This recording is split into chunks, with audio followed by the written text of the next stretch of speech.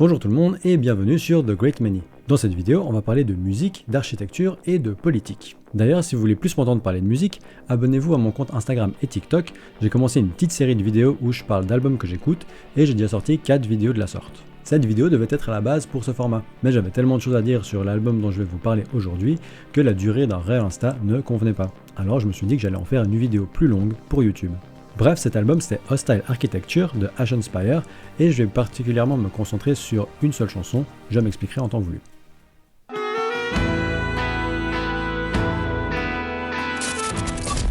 Ashen Spire, c'est un groupe écossais de black metal basé à Glasgow, formé en 2013, dont le line-up a pas mal changé jusqu'à aujourd'hui. Seuls 2 des membres initiaux sont encore présents, Alasdair Dunn, chanteur, batteur et parolier, et Scott McLean, musicien et producteur. Le groupe a sorti un premier album en 2017, Speak Not of the Londonum Quandary, et un deuxième album en 2022, celui qui va nous intéresser pour cette vidéo, Hostile Architecture. Musicalement, le groupe tend vers le progressif et l'avant-garde, c'est-à-dire qu'on a des morceaux plutôt longs, qui ont des structures qui se détachent d'un format plus traditionnel, avec des couplets et des refrains bien identifiés et un pont de temps en temps. Généralement, la prog, ça se caractérise aussi par des progressions d'accords plus atypiques et des modulations de la tonalité, des mesures ou du rythme. Il y a de tout ça dans cet album, mais on retrouve encore plus à mon avis le côté avant-garde, très jazz, avec des sonorités parfois dissonantes, des instruments peu utilisés dans le métal comme le violon et le saxophone, et qui ont une réelle place au sein du groupe, au même titre que d'autres instruments.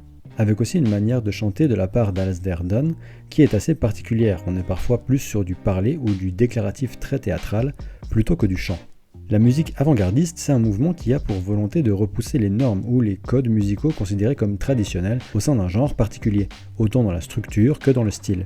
La musique avant-gardiste est également indissociable de l'époque à laquelle elle est produite, puisqu'elle contribue à faire évoluer ce qui est considéré comme faisant partie du cadre musical classique traditionnel. Un morceau avant-gardiste d'il y a 50 ans ne sera pas forcément vu comme tel s'il sortait aujourd'hui. C'est par contre différent de la musique expérimentale qui, d'après ce que j'ai compris, va encore plus loin dans la déconstruction. Après, la frontière entre musique expérimentale et musique avant-gardiste est parfois trouble et poreuse. Mais en résumé, la musique avant-gardiste s'inscrit dans un mouvement qui remet en question le statu quo artistique de son temps. C'est aussi une démarche politique de remettre en question un statu quo, que ce soit dans la forme ou dans le fond, et c'est ce que fait également le groupe. L'album parle de conditions de logement, de capital, des structures de domination et d'exploitation, ainsi que leur transmission, de l'importance du groupe et d'architecture. C'est dans son titre, c'est aussi par cet angle que l'album introduit son propos dans The Law of Asbestos et Béton Brut, et ça agit un peu comme une voûte tout au long de l'album. Et je fais le choix de ne parler du propos de l'album que par ce prisme-là, l'architecture, parce que ça me permet déjà de parler de beaucoup de choses, et sinon j'en aurais pour des heures. Du coup, je vais principalement parler de la chanson The Law of Asbestos, et un peu de Béton Brut et de Cable Street Again.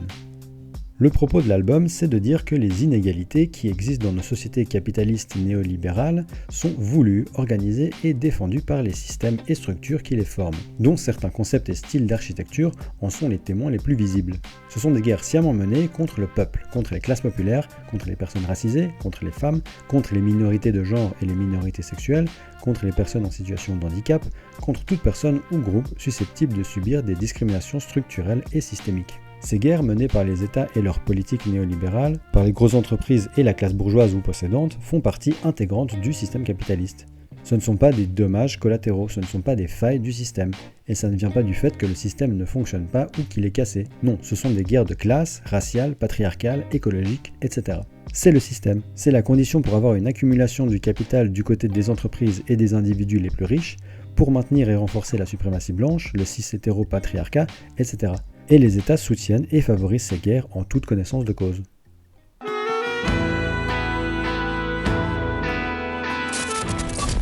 Dans The Law of Asbestos, 3 exemples concrets sont mis en avant pour illustrer ce propos. Le premier, c'est les pics sans abri, une forme d'architecture hostile.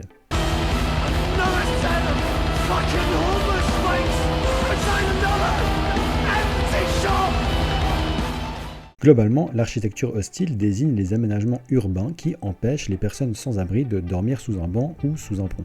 Oui, parce que clairement, elles seraient bien trop confortables sinon. Ça peut prendre aussi d'autres formes que des pics.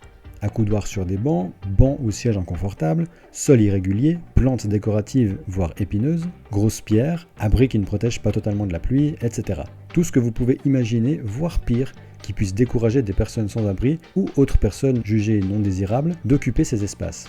Ça consiste aussi en l'aménagement d'espaces publics existants pour les rendre astreignants. Parcs publics dépourvus de végétation, places publiques et quartiers sans éclairage nocturne et laissés en mauvais état. Ça consiste également en une manière d'organiser la ville et le mouvement entre les différentes populations de différents quartiers pour éviter qu'elles se croisent. Rue à sens unique, quartiers peu ou pas desservis par les transports publics, ou encore séparation physique entre quartiers par des routes, de la végétation ou des barrières. En somme, c'est de la ségrégation spatiale basée sur des critères socio-économiques et socio-raciaux. Ça ne crée pas des inégalités par elles-mêmes, mais les renforce, les accroît et les invisibilise pour une partie privilégiée de la population. Ça ne fait que déplacer ailleurs des problématiques sociales, politiques ou de santé publique comme la pauvreté, le sans-abrisme, la criminalité qui se passe dans la rue et la consommation et le trafic de drogue, de rue là aussi. Je précise de rue parce que c'est bien cette partie-là de la criminalité, de la consommation et du trafic de drogue qui est visée par les autorités et pas le reste. Cela rend aussi les personnes sans abri plus vulnérables aux violences, qu'elles viennent de la police ou non. L'architecture hostile témoigne de deux choses. La première est le caractère intrinsèquement inégalitaire et discriminatoire de la société dans laquelle elle est présente. Et la deuxième est la politique purement répressive de cette même société.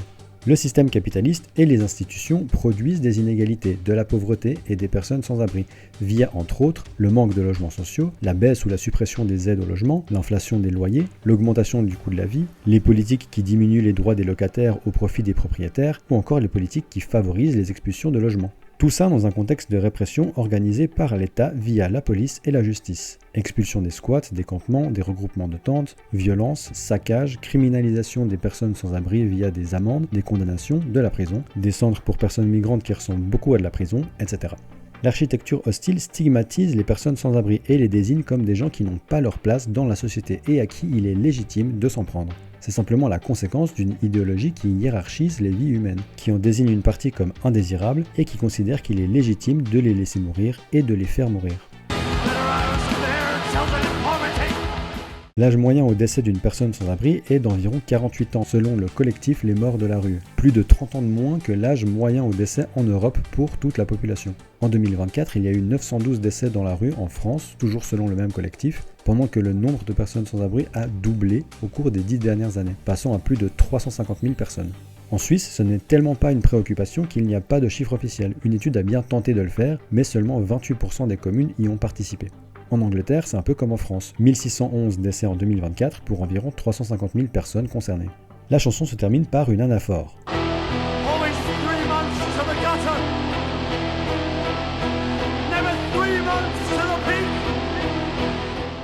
On est tous plus près de finir à la rue que de finir milliardaire, multimillionnaire ou dans les 1% les plus riches, les 10% même. C'est une fable qu'on nous fait croire que tout le monde peut entrer dans ce club pour nous exploiter, nous maintenir en position de servitude et pour éviter qu'on veuille les arrêter de faire joujou avec des vies humaines, dont les nôtres.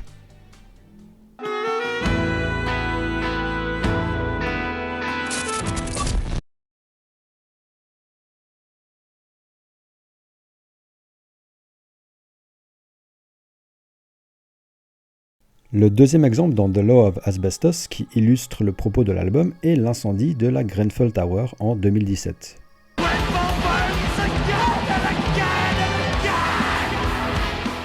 Cet immeuble de 24 étages, issu de l'architecture brutaliste, construit entre 1972 et 1974 dans l'ouest de Londres, est un complexe de logements sociaux dont les locataires sont largement issus de la classe ouvrière et issus ou descendantes de l'immigration.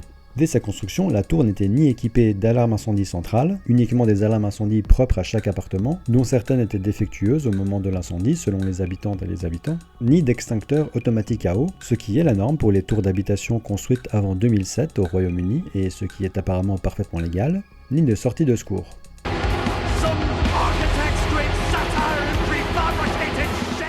Dès 2005, le Grenfell Action Group soulève au conseil d'administration et aux propriétaires de la tour, la Kensington and Chelsea Tenant Management Organization, la KCTMO, des problèmes de sécurité en matière d'entretien de l'immeuble et en cas d'incendie. En 2013, le groupe publie un rapport de la KCTMO datant de l'année précédente sur l'évaluation des risques d'incendie, dans lequel il est notamment dit que le matériel de sécurité incendie n'a pas été révisé depuis 4 ans et que les extincteurs étaient expirés et défectueux. Le groupe a bien alerté le conseil d'administration de la tour ainsi que la KCTMO, mais ne reçoit pas de réponse. En revanche, le conseil menace un blogueur du groupe de déposer une plainte pour diffamation et harcèlement, et la KCTMO menace Maryam El-Gouari et Nadia Choucair, deux locataires de la tour, d'également porter plainte suite à leur campagne pour une amélioration de la sécurité incendie.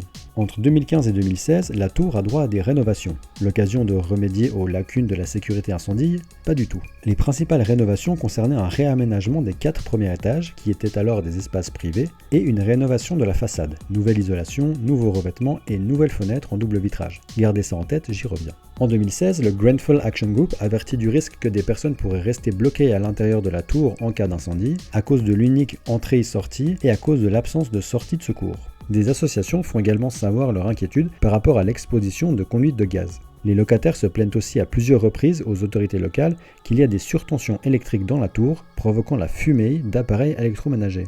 En juin de la même année, un assesseur indépendant révèle 40 sérieux problèmes liés à la sécurité incendie et recommande d'y remédier dans les semaines. En octobre, la KCTMO n'a même pas résolu la moitié des problèmes relevés. En novembre, la London Fire and Emergency Planning Authority requiert à la KCTMO de résoudre ces problèmes avant mai 2017, ce qui n'est pas fait. Le 14 juin 2017, à minuit 50, un incendie se déclenche à l'intérieur d'un frigo dans un appartement du 4e étage. Le feu se répand vite et 2 heures après le début de l'incendie, l'angle nord-est ainsi que tout le haut de la tour sont en flammes. L'incendie durera en tout 60 heures, détruisant 151 foyers et tuant 72 personnes, dont Maryam El-Gouari et Nadia Choucair, qui avaient milité pour une amélioration de la sécurité incendie. Les flammes ont aussi relâché des vapeurs toxiques telles que le cyanure et l'amiante, augmentant la probabilité de cancer, de maladies pulmonaires chroniques et d'asthme. L'incendie a également causé un stress post-traumatique énorme chez les victimes. Sa cause exacte n'est pas identifiée. Un défaut technique du frigo, une surtension électrique, une mauvaise isolation des circuits électriques ou une combinaison de tout ça, mais ce qui a suivi aurait pu être évité.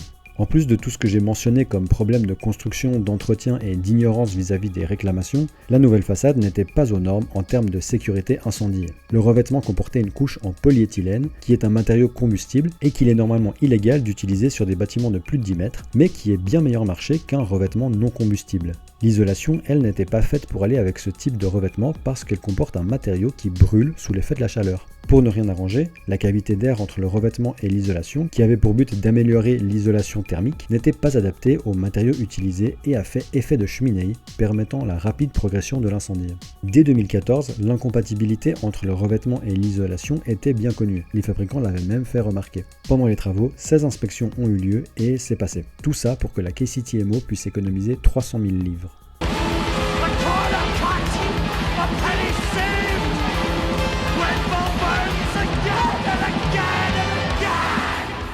La composition de la nouvelle façade a favorisé la propagation rapide des flammes et comme les pompiers n'étaient pas au courant de tout ça, les risques ont été sous-évalués et leur réponse n'était pas à la hauteur de la catastrophe qui était en train de se dérouler. Les pompiers et les autorités locales ont également suivi les consignes de sécurité incendie standard qui étaient de dire aux gens de rester chez eux et de ne pas évacuer. Encore une réponse aberrante mais dictée par la méconnaissance de la situation. Par chance, beaucoup de personnes n'ont pas suivi ces consignes et ont quand même évacué l'immeuble.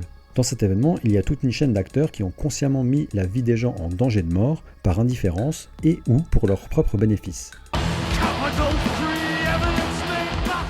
Les architectes et les entreprises qui ont conçu et construit la tour, la KCTMO ainsi que son conseil qui ont ignoré les problèmes de sécurité et salubrité, menacé les locataires, sont à l'origine des travaux de rénovation qui ont ajouté des problèmes de sécurité incendie et étaient responsables de leur supervision. Les architectes et les entreprises des travaux de rénovation et les autorités locales qui ont permis tout ça en laissant faire, en privatisant la construction des logements sociaux et dont les réponses face à cette catastrophe se sont avérées trop faibles et dangereuses.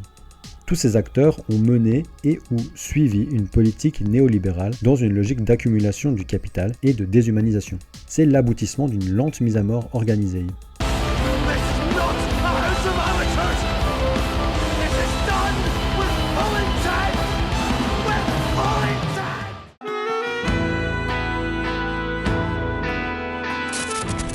Le troisième exemple qui illustre le propos de l'album abordé dans The Law of Asbestos, puis développé plus précisément dans Béton Brut, c'est l'architecture brutaliste. Dans la première chanson, ça n'est jamais dit littéralement, mais au vu de la cover de l'album, de la vidéo des paroles tournée à Dundas Vale dans le quartier de Cowcaddens à Glasgow, et au vu de la vidéo de l'album tournée devant le Linksview House dans le quartier de Leith à Édimbourg, deux bâtiments brutalistes dans deux quartiers historiquement portuaires et ouvriers, c'est sans conteste déjà présent.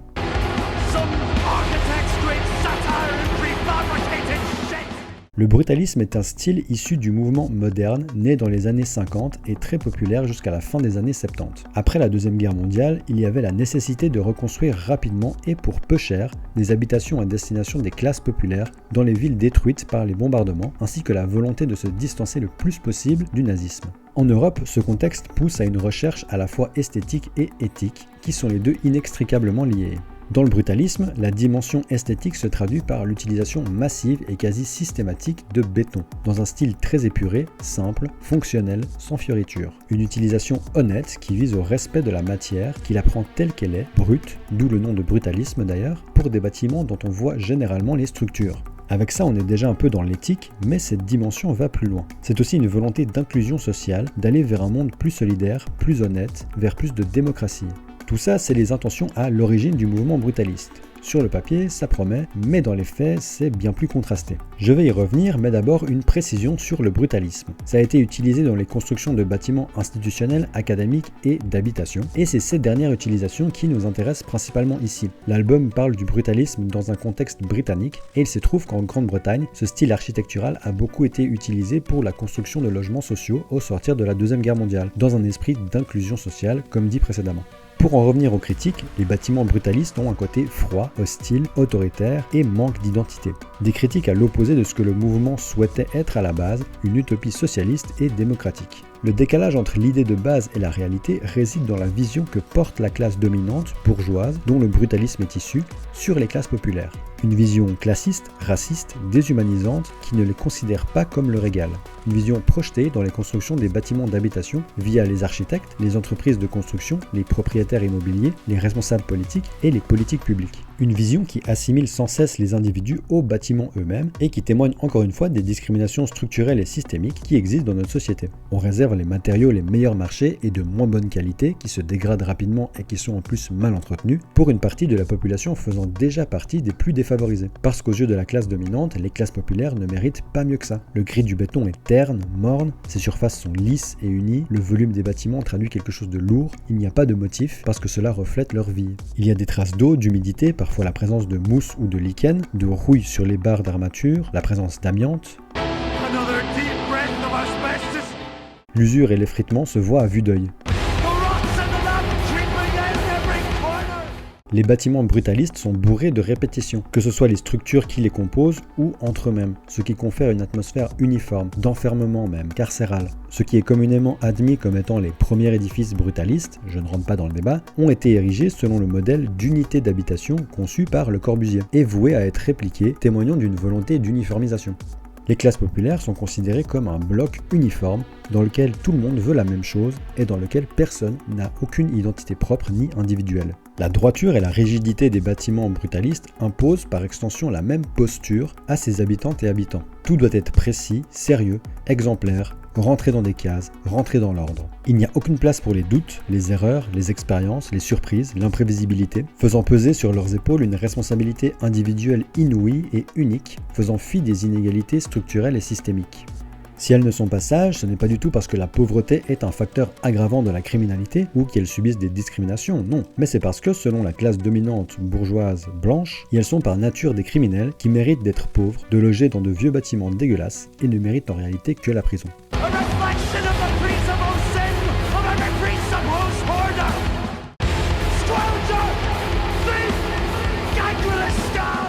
Ces trois derniers termes renvoient aussi au mythe des classes populaires qui seraient des assistés, des fainéants et des profiteurs qui vivraient des aides sociales. Pour la classe dirigeante, les classes populaires ne sont en fin de compte que ça, des parasites, des voleurs, de la vermine qu'il faut écraser et dont il faut se débarrasser à tout prix. L'architecture hostile et l'architecture brutaliste sont des manifestations visibles par tous de cette vision, de cette idéologie. Elles en sont imprégnées dès la Genèse, indépendamment de leurs intentions de base, parce qu'elles proviennent d'une classe qui pense verticalement et qui hiérarchise les vies humaines. Cette vision, cette idéologie est au cœur de nos sociétés capitalistes néolibérales et produit des inégalités, des discriminations, des guerres sociales. Ces architectures contribuent à façonner ces guerres dans les corps et à les ancrer dans les esprits. Elles y ancrent la vision qu'a la classe dirigeante des classes populaires, y compris dans les leurs, et la perpétuent, reproduisant et accroissant les inégalités et discriminations. C'est quelque chose qui est beaucoup abordé dans Béton Brut.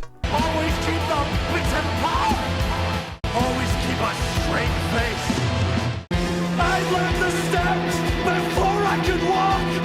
I unlearned L'album exprime très bien ce processus à la fois dans ses sonorités dissonantes qui évoquent justement la dissonance, l'aliénation, que représente le fait de vivre ou de subir ces architectures.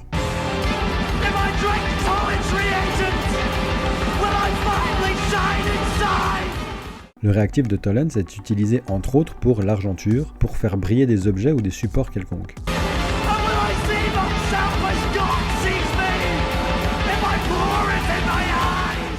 L'expression « les yeux sont le miroir de l'âme » est ici prise de manière littérale pour illustrer le désespoir des classes populaires pour sortir de leurs conditions. Dans Béton brut également,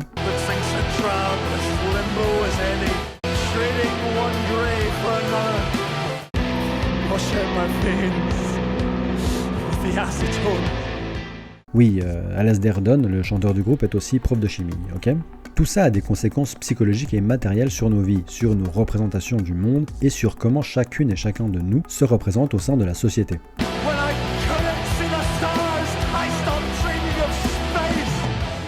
L'espace ici est aussi bien l'univers, l'espace physique nécessaire et l'espace mental pour penser, rêver, s'amuser, etc.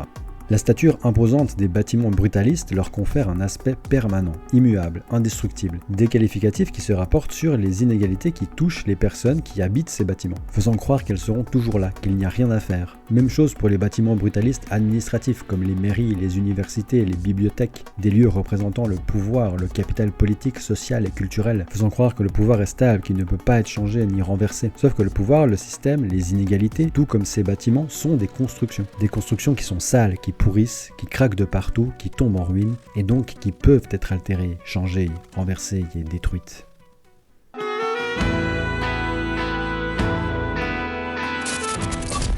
L'architecture brutaliste ainsi que l'architecture hostile ne sont pas les vecteurs premiers des inégalités des guerres menées contre les peuples, mais c'est la représentation physique de ces guerres et de leur perpétuation. C'est l'angle par lequel j'ai choisi de traiter cet album et ça m'a amené à beaucoup parler du logement parce qu'en traitant l'album par le prisme de l'architecture, cette question est centrale. Mais elle s'inscrit également dans un système complexe et plus global de plusieurs dominations qui s'alimentent les unes et les autres. The Law of Asbestos aborde également la précarisation des travailleuses et travailleurs et des dangereuses conditions de travail pour les ouvrières et ouvriers. Béton brut parle aussi de la misogynie et de la perpétuation du patriarcat. Plattenbau Persephone Praxis parle de dépression et d'aliénation. How the Mighty Have Vision parle également de logement et de sans-abrisme. Tragic Heroine parle de conditions de travail dans les mines et de l'importance du collectif, du groupe. C'est aussi de cette chanson que vient le nom de la chaîne.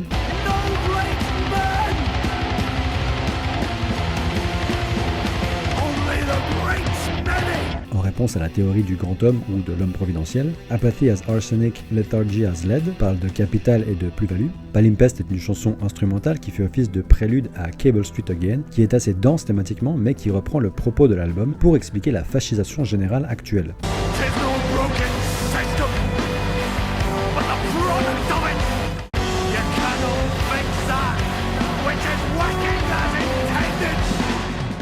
Cela est entre autres permis par la violence d'extrême droite et son impunité.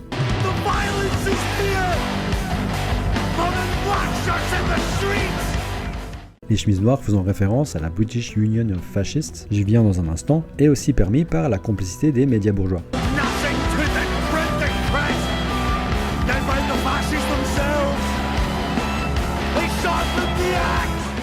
Les faisceaux et la hache faisant partie des emblèmes fascistes. L'album peut paraître pessimiste, voire fataliste, mais Cable Street Again offre quand même de l'espoir. Mais de l'espoir concret, qui regarde les choses en face, qui en tire les conclusions nécessaires et qui tente d'agir. La chanson parle en retour de la nécessité d'un front antifasciste.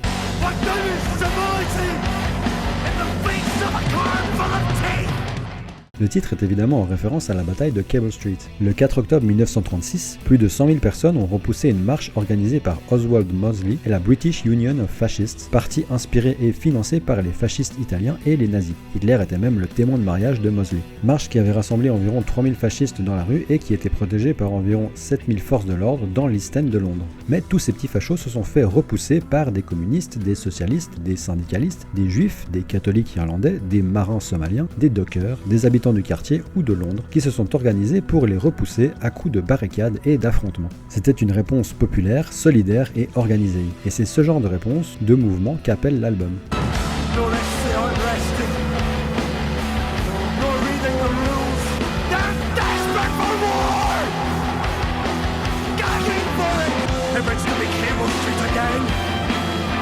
We won't win.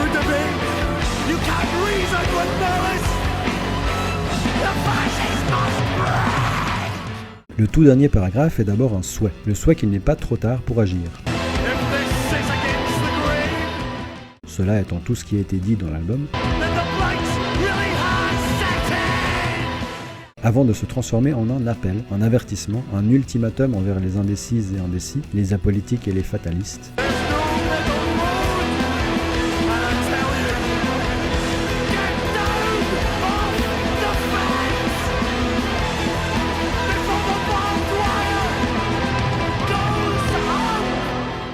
Cet album est une œuvre extrêmement dense, complète, poétique, politique, militante, et je vous encourage à vous y plonger pour en découvrir tous les aspects. Je regrette juste un peu le manque d'intersectionnalité de l'album, qui se concentre beaucoup sur des thèmes économiques, sans faire beaucoup de liens avec la suprématie blanche, le cis-hétéropatriarcat, le validisme, le changement climatique, etc. Si vous ne voulez pas vous lancer dans l'album en entier directement, ce que je comprends totalement, je vous dirais de commencer par The Law of Asbestos, Tragic Heroine, qui est peut-être la chanson la plus directe, et Palimpest, qui est assez facile d'accès. Merci beaucoup d'avoir regardé cette vidéo, ça me tenait énormément à cœur de la faire et j'espère humblement avoir rendu hommage à l'album. Je rappelle que je ne suis pas un expert de ces sujets, donc s'il y a des imprécisions ou des petites erreurs, j'en suis désolé. Si la vidéo vous a plu, likez et partagez-la autour de vous. Dites-moi ce que vous en avez pensé en commentaire. Dites-moi aussi ce que vous avez pensé de l'album, si vous êtes allé l'écouter ou si vous le connaissiez déjà. Comme j'ai dit au tout début, je fais aussi des petites vidéos sur Instagram et TikTok où je parle d'albums que je kiffe et que j'écoute beaucoup, dans un format bien moins long que celui-là, donc si ça vous intéresse, allez jeter un œil et abonnez-vous. Et vous pouvez aussi me suivre sur Letterboxd. Merci encore et je vous dis à très bientôt sur The Great Many.